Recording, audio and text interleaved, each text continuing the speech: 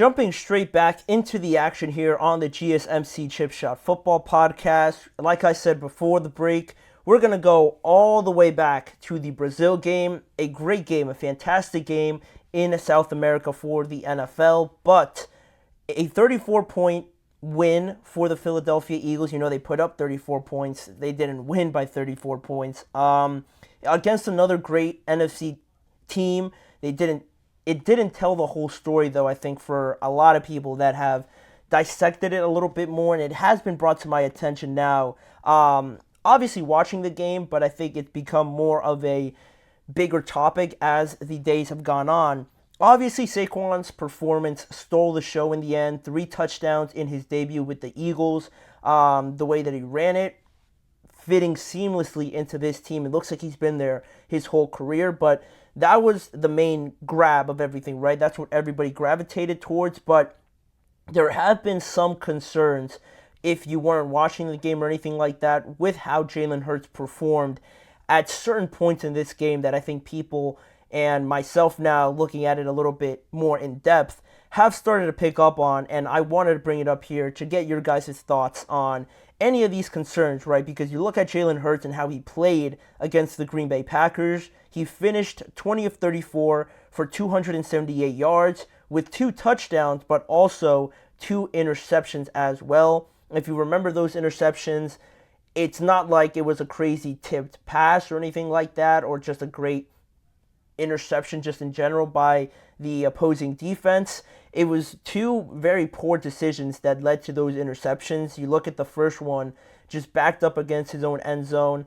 Very basic route combination, I think just 4 verticals going up the field. And Jalen, just for whatever reason, throws it right down the middle into like a sea of Green Bay Packers defenders. Xavier McKinney just drifts over, picks it off, and that's the first one, right? They were fortunate not to get scored on by a touchdown off of that chance. I'll get to that a little bit later. But the second interception, they were in the red zone this time, and Jalen Hurts kind of drifts right, starts running that way, looks back across the middle of the field, and throws just a lollipop into the end zone, where, again, easily picked off by Jair Alexander, and the Eagles just completely throw away an opportunity there to at least get 3 points and make this win a little bit more convincing. But again, with that interception, with the first one, 2 bad decisions by Jalen Hurts, and I think that, along with some other throws that I think Jalen Hurts would like to get back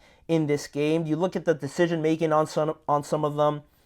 There was a play, I want to say in the second half, where just simply A.J. Brown tries to run a slant route. Jair Alexander's all over it, just basically beats him to the spot, gets in front of him, and A.J. Brown sort of stops on that slant path. And Jalen Hurts, I think, the timing of everything with the route, supposed to go to A.J. Brown, just throws it anyway, not really going through his progressions or turning away based on the fact that Jair is already in front of AJ. He still throws it, and Jair almost intercepts his second pass of the game. That's one throw. And then another one, again in the second half, a quick just throw to the flats for Jalen Hurts on the left side. And again, another defender was very close to it. And if you quickly look at it, you know, the defender's sitting right there. Maybe you go through the progressions and just not throw it. But I think a lot of times with Jalen and going through the timing of everything, wanting to get everything in order and know where the ball's supposed to go, with the timing and stuff like that, you look at who you're supposed to go to and you don't really pay attention to everything else. He throws it anyway, and it's almost a pick six going the other way because the defender's sitting right there, right? It's not a positive play. You gain negative yards, and again, you're lucky that it wasn't returned for an interception. So it's things like that and other decision-making, plays where on an option route, he decides to keep it where he should have let Saquon run it. All those little things like that might not be eye-catching as soon as you're watching it. It's just another play. They'll go through it, and the game keeps moving on. But when you dig into it a little bit deeper, it becomes a bigger conversation, right? When you're talking about the Eagles and their aspirations for this year, right? Once you see things like that, it might frustrate Eagles fans, and then you start thinking, oh, well, if they were playing like the 49ers or the Lions or something like that, this would come back and bite them. And that's where this topic about these concerns start to get a little bit more significant with Jalen. It's only 1 week. I don't want to blow this up any more than it is, but all teams have their struggles, but I feel like it is something that should be acknowledged and shouldn't be clouded by the scoreboard and just think that the Eagles won and everybody played great. It all comes relative to how they played, and I think with the Eagles, you just realize that Jalen didn't have a good game, but you're very fortunate to have guys like Saquon, AJ, Devontae, and a good defensive performance that I will get to in just a little bit. And sticking to Saquon with this whole situation with Jalen and how now going forward you can try to help him improve on some of these decisions. That's where Saquon is massive for this offense, right? Because he can take over a game like we saw, right? In the red zone, they're going to be more efficient in the passing game, protection, whatever you'd like with Saquon. He is as close as you can get to a complete running back. And I think he can come in, alleviate some of that pressure from Jalen and take over a game where Jalen isn't forced to kind of throw himself out of the game, basically, right? If they're down or something like that, or their offense is struggling, he doesn't feel like he needs to throw the ball to get them going. Hand the ball off to Saquon.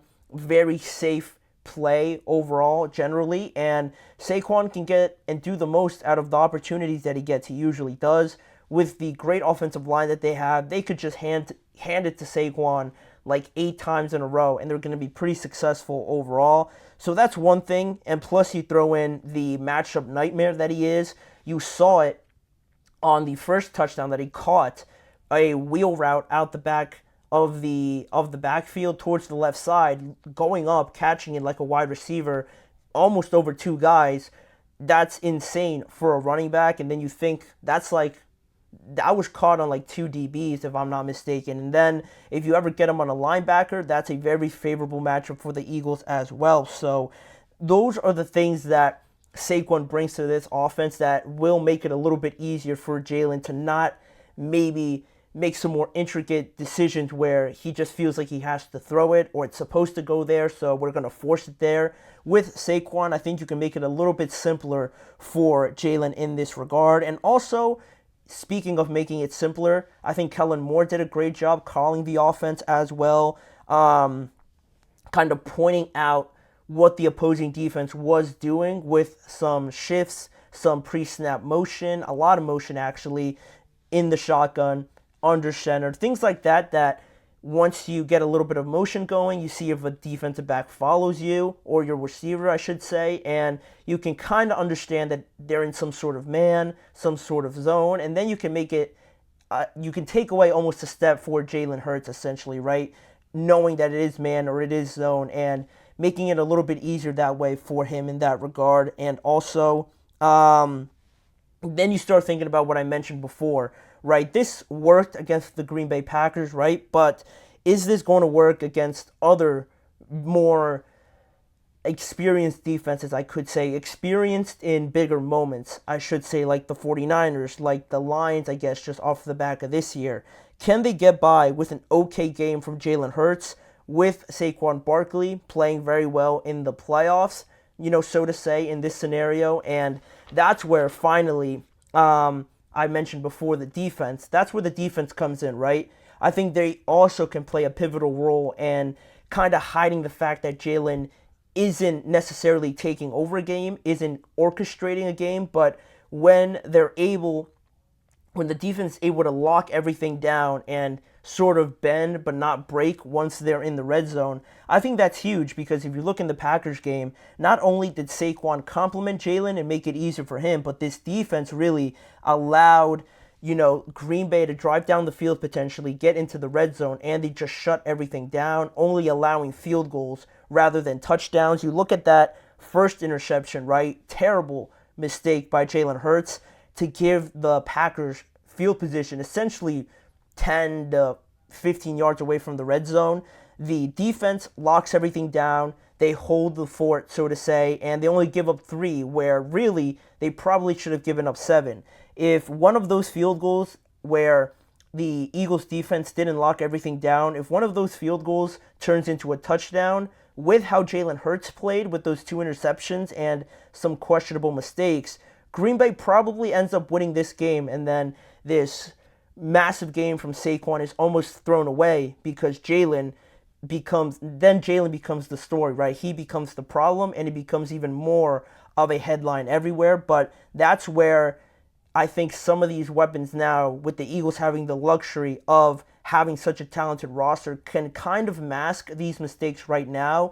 They're talented enough to get by most of their schedule, I would probably say. Most of their division, certainly. They're better than all those teams in their division. They're more talented, at least, I should say. So they're going to be too talented to not put up points, but I want to see a scenario where maybe the defense is giving up those touchdowns, and then what happens when you find yourself trailing in a game, right? You necessarily don't want to run the football. Saquon kind of gets taken out of the equation, and now you rely on Jalen to make those throws, to kind of decipher defenses on his own, make the right read, call out the right pressure, the right formation, and everything like that. I want to see Jalen in those situations. It didn't work out great for him, but they got the win in week 1. So that's the most important thing right now. We have a lot of time for these things to work themselves out, but that is where I want to see it, right? Where everything's even. Both defenses just can't stop the opposing offense.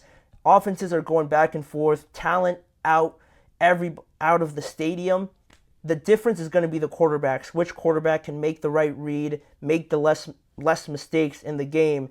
And unfortunately, if Jalen, can't improve on this, it's going to be very obvious when he does become the issue, if that ever gets to it, and he makes a mistake, he makes the wrong read. And for as talented as the Eagles are, if they find themselves trailing and Jalen can't, necessarily bring them out of that or make the necessary throws, then there's going to be a bigger discussion about, how Jalen might not be the right quarterback, or has he developed enough? Is he considered one of the best quarterbacks? All those sort of things will come up if and only if we get to that point, but we're still a long ways away. But it is something to at least acknowledge right at this point.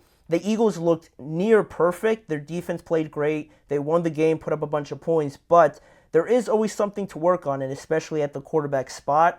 It is something that Jalen will have to improve on. I have confidence in him. I'm a fan of Jalen Hurts.